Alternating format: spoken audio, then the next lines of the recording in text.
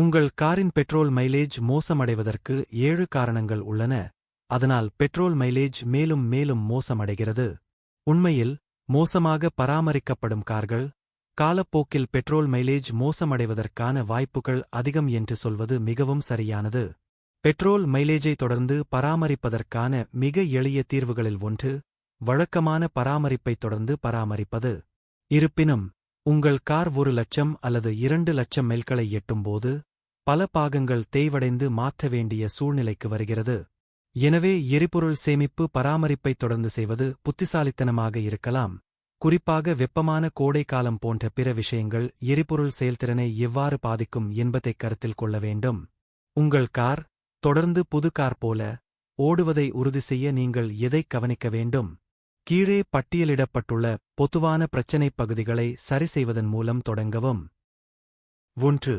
அடைபட்ட அல்லது சேதமடைந்த fuel இன்ஜெக்டர்கள். Fuel இன்ஜெக்டர்கள் என்பது ஒவ்வொரு என்ஜின் சிலிண்டரிலும் எரிபொருளை ஸ்ப்ரே செய்ய பயன்படும். இன்ஜெக்டர்கள் அழுக்காகவோ அல்லது அடைக்கப்படவோ செய்யும் போது என்ஜினுக்குள் காற்றுடன் எரிபொருள் சரியாக கலக்க பியூயல் இன்ஜெக்டர்கள் எரிபொருளை ஸ்ப்ரே செய்வது மிகவும் துல்லியமாக இருக்க வேண்டும். இது சரியான முறையில் எரிபொருளை ஸ்ப்ரே செய்யாமல் இருக்கலாம்.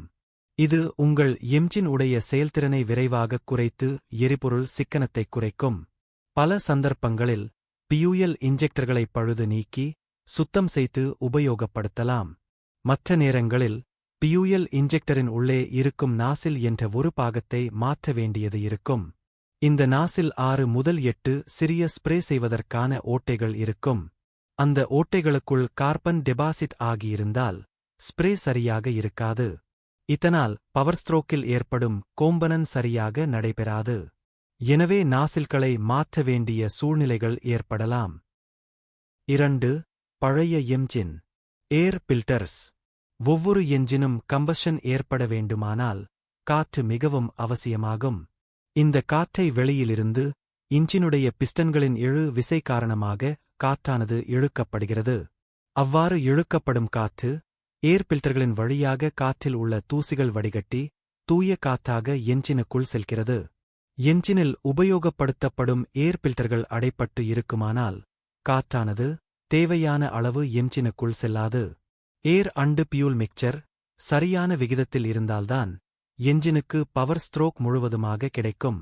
இதனால் குறைந்த காற்றும் அதிகமான பியூயலும் கலப்பதால் அதிக அளவு பியூல் செலவு ஏற்படுகிறது. ஆகவே அடைப்பட்ட ஏர் பில்டர்களை புதியதாக மாற்ற வேண்டும். சில வாகனங்களில் டர்போ சார்ஜர் என்ற ஒரு யூனிட் பொருத்தப்பட்டிருக்கும். அந்த டர்போ சார்ஜர் சரியாக வேலை செய்யவில்லை என்றாலும் எரிபொருள் அதிக அளவு செலவாகும். தோராயமாக ஒவ்வொரு 15,000 முதல் 30,000 மைல்களுக்கு ஒருமுறை என்ஜின் ஏர் பில்டர்களை மாற்ற வேண்டும். வெவ்வேறு என்ஜின்களில் இந்த ஏர் பில்டர்களை மாற்றும் கால அளவு மாறுபடும். எனவே கஸ்டமர் கேட்லாகை பார்த்து உறுதி செய்து கொள்ளுங்கள். 3. பழுதான ஆக்சிஜன் சென்சார். பல பழைய கார்களில் கம்பஷன்காக காற்று மற்றும் எரிபொருளின் சரியான விகிதத்தைப் பெறுவதை உறுதி செய்ய கார்பூரேட்டர்களை பயன்படுத்துகின்றன. 1996 முதல் அனைத்து புதிய கார்களும் ஆக்சிஜன் சென்சார்களை பயன்படுத்துகின்றன.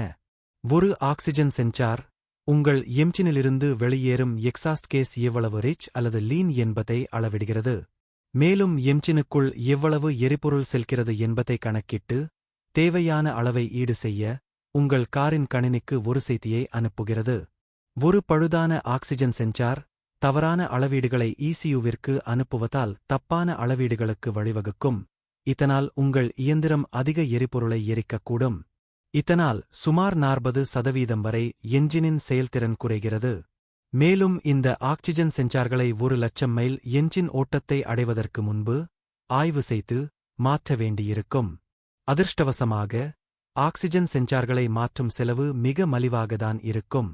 எரிவாயுவைச் சேமிக்கவும் உங்கள் வாகன எக்ஸாஸ்ட் கேஸ் அதிக அளவு வெளியேறுவதை கட்டுப்படுத்தவும் உதவுகிறது.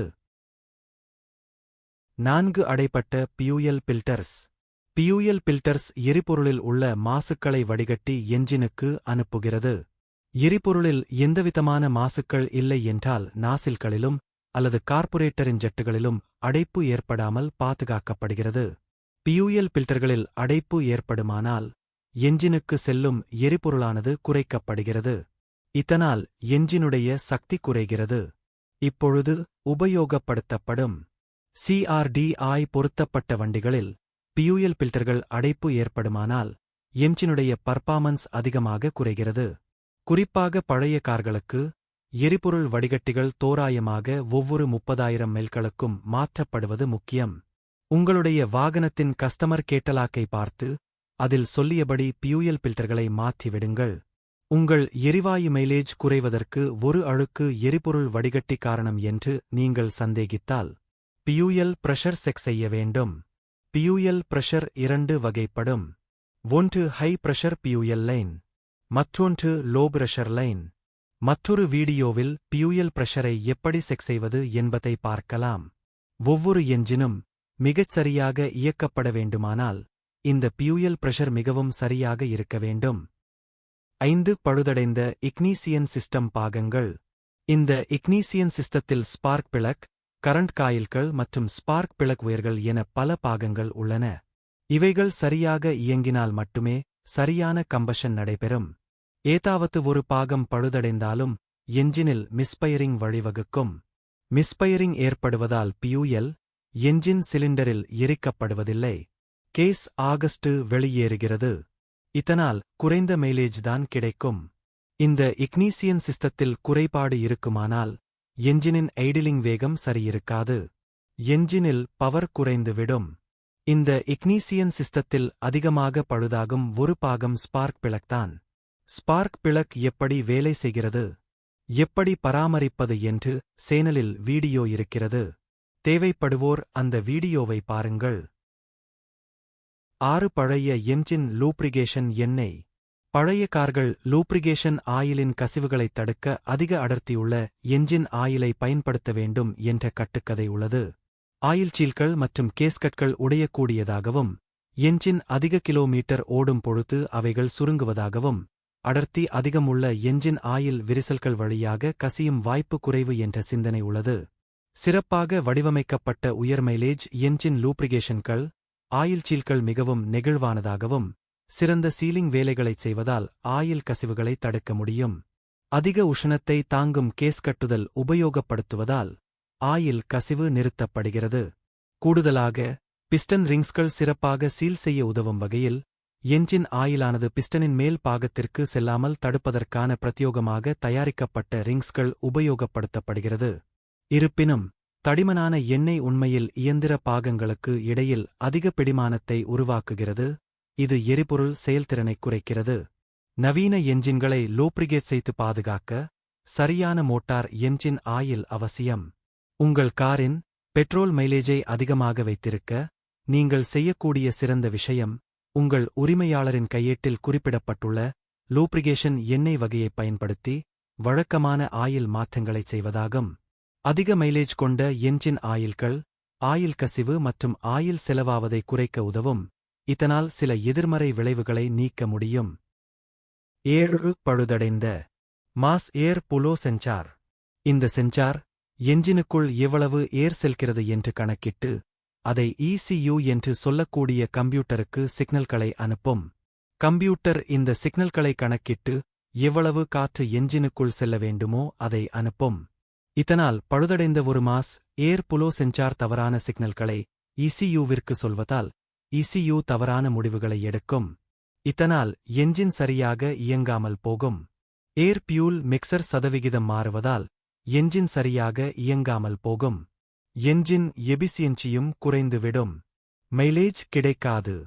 இந்த மாஸ் ஏர் புலோ சென்சாரை கிளீன் செய்ய அதற்கென உள்ள கிளீனிங் ஸ்ப்ரேவை உபயோகப்படுத்த வேண்டும். WT பார்ட்டி ஸ்ப்ரேவை கூட பயன்படுத்தலாம்.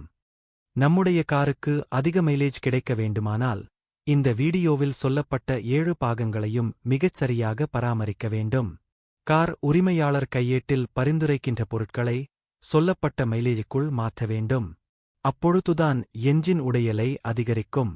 ஆட்டோமொபைல் சம்பந்தமான வேறு ஏதாவது சந்தேகங்கள் உங்களுக்கு இருப்பின் கமெண்ட் செக்ஷனில் குறிப்பிட்டால் அவற்றைப் பற்றிய வீடியோக்கள் போடுவதற்கு நாங்கள் தயாராக இருக்கின்றோம். இந்த வீடியோவை முழுவதும் பார்த்த அனைவருக்கும் நன்றி. சேனலை சப்ஸ்கிரைப் செய்யாத நண்பர்கள் தயவு செய்து சப்ஸ்கிரைப் செய்து கொள்ளவும். அப்பொழுதுதான் நாங்கள் போடும் வீடியோக்கள் உங்களுக்கு உடனே கிடைக்கும். அடுத்த வீடியோவில் ஒரு நல்ல தலைப்பில் சந்திக்கலாம்.